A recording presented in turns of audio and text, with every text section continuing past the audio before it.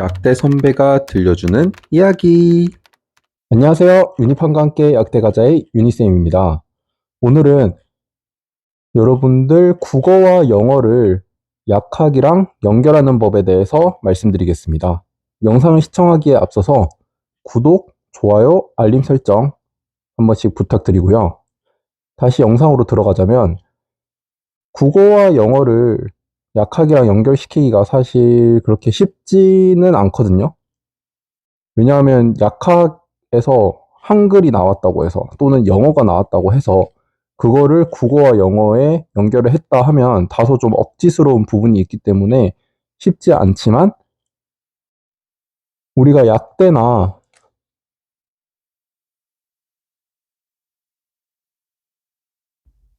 의대에 처음에 들어가게 되면 1학년 또는 2학년 때 배우는 기초 과목 중에 하나로 메디컬 터미널러지의 의학 용어에 대해서 배웁니다. 그래서 이 의학 용어를 배우는 이유는 처음에 이제 영어 책이 있을 거 아니에요? 의학 교재, 약학 교재. 그 영어 교재를 우리 학교에서는 번역을 해서 교수님들께서 다 모여서 번역을 해서 우리는 그 번역본을 통해서 배우거든요. 근데 하나의 영어 단어이지만 그거를 번역하다 보면 사람마다 다 번역하는 스타일이 다를 거 아니에요. 똑같은 영어라도 거기에 따르는 의미를 해석하기에 따라서 좀 달라질 수 있기 때문에 하나의 영어지만 한글 뜻이 여러 개가 돼버리면 사람마다 소통하는데 좀 어려움이 있을 수 있습니다. 왜냐하면 어떤 A라는 사람은 단어를 이렇게 알고 있고 B라는 사람은 이렇게 알고 있다 보면 서로 소통을 할 때는 같은 단어이지만 다르게 생각할 수 있거든요. 그래서 보통 실무에서는 영어를 사용해서 이런 혼동이나 혼선을 피하는 방법으로 쓰는데 그 의학 용어의 어원은 그리스어와 라틴어에 있습니다. 그렇다고 해서 여러분들이 그리스어와 라틴어를 각각 공부할 필요는 없고요. 그 중에서 우리가 의학 용어와 관련된 것만 몇 개 대표적인 거를 외워두면 그게 다른 경우에도 굉장히 많이 서로 섞여서 쓰거든요. 그래서 굉장히 여러분들이 나중에는 어떤 처음 보는 단어를 접하게 되어도 이런 몇 개 외워둔 대표적인 거를 통해서 그 의미를 유추할 수 있습니다. 그래서 그러한 의학 용어의 구성은 접두사, 어근, 접미사로 이루어집니다. 그 다음에 추가해서 결합형이라고 있는데 내려가서 설명을 드릴게요. 이 중에서 어근은 단어의 주된 의미를 나타냅니다. 그래서 대표적인 의미를 나타내는 거는 어근이 가장 중요하겠죠. 그리고 접두사는 단어의 앞에 붙어서 의미를 변화시킵니다. 그러니까 어근이 대표적인 의미를 하나 갖고 있으면 접두사가 그 앞에 붙어서 의미를 조금 변화시킬 수 있다는 거죠. 접미사는 접두사와 마찬가지로 뒤에 붙어서 조금 의미를 변화시키는 겁니다. 그러니까 대표적인 의미 그리고 양 사이드 앞과 끝에 붙어서 의미를 조금씩 변화시키면서 다양한 단어들을 만들어내는 거죠. 그러면 여러분들이 이걸 외우면 좋은 게 어떻게 좋겠어요? 같은 어근이라 하더라도 접두사와 접미사가 달라지면 이걸 안 외워두면 다 하나씩 다 따로 외워줘야 되는데 이걸 외워놓으면 다 다른 다양한 단어지만 의미를 쉽게 유추할 수 있다는 점에서 좋습니다. 그리고 결합형은 항상 들어가는 건 아니고 발음을 쉽게 하기 위해서 어근 사이에 이렇게 들어가는 건데 이건 뒤에 예시에서 설명드리도록 하겠습니다. 자, 이를 통해서 예시를 한번 살펴보면 1번은 헤파토메갈리입니다. 그래서 접두사로는 헤파하고 T까지 해서 이게 간이라는 의미를 갖고 있거든요. 이 대시는 이제 뒤에 뭔가 연결된다는 뜻입니다.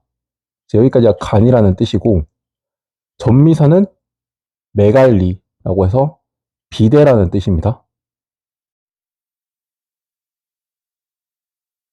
그래서 이렇게 알고 있으면 이 두 개가 각각은 간과 비대라는 의미를 갖고 있지만 합쳐져 버리면 간비대라는 새로운 의미를 만들어내죠.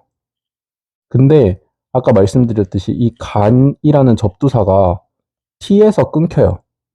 HEPAT까지가 해서 접두사 간이기 때문에 이게 그냥 접두사와 메갈리 비대가 그대로 붙어버리면 이렇게 되죠.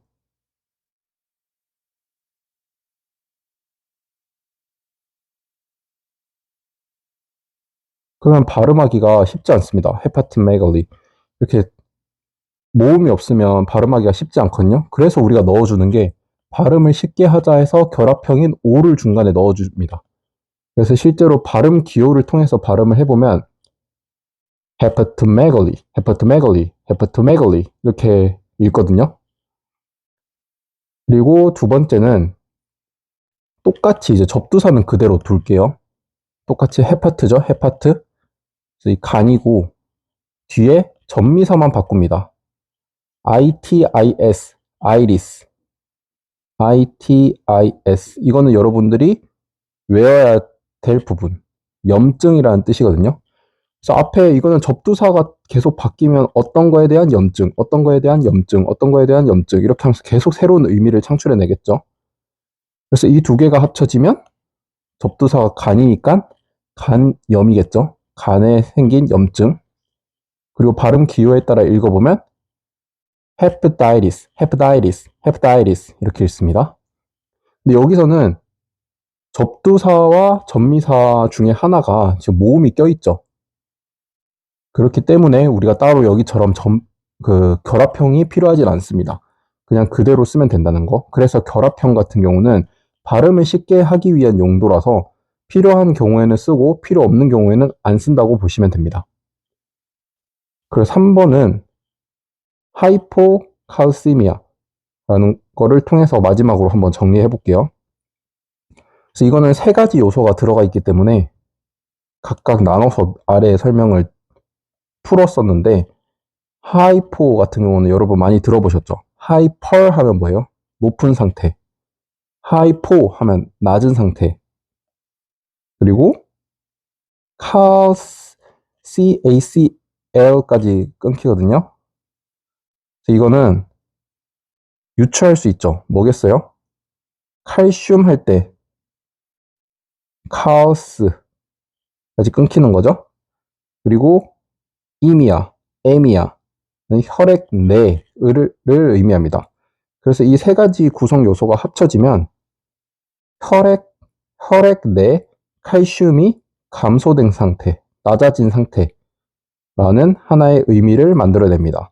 그래서 이 단어를 하나를 썼을 때 이 세 가지 의미가 다 포함되어 있고 여러분들이 각각의 요소를 외워주시면 이게 뭐 조금씩 다 바뀔 수 있잖아요. 뭐 하이포 대신 하이펄이 될 수 있고 뭐 이거는 칼슘이 아니라 다른 게 나왔을 때 또 에미아, 이미아 나왔을 때 혈액 내 어떤 게 높아진 상태냐 낮아진 상태냐 이러면서 다 계속 의미를 변형시킬 수 있기 때문에 외워두면 좋겠다는 점이고요. 이것 또한 발음 기호대로 읽어보면 하이포캘시미아, 하이포캘시미아, 하이포캘시미아 이렇게 읽습니다. 그래서 여기까지 해가지고 의학 용어가 어떻게 구성되고 사용되는 이유는 뭐고 그리고 각각의 예시를 통해서 알아보았는데요. 이거는 여러분들이 국어랑은 어떻게 연결 지을 수 있냐면 국어와 영어의 단어가 구성되는 그런 차이점을 통해서 설명하면 또 좋은 소재가 될 수도 있겠습니다. 이상으로 국어와 영어를 약학이랑 연결하는 법에 대해서 알아봤는데 아까 처음에 말씀드렸듯이 사실 연결하기가 그렇게 쉬운 부분이 아니고 이것 말고도 제가 추가적으로 또 연결 지을 게 생각이 나면 또 다시 영상 촬영하도록 하겠습니다. 네, 시청해 주셔서 감사합니다.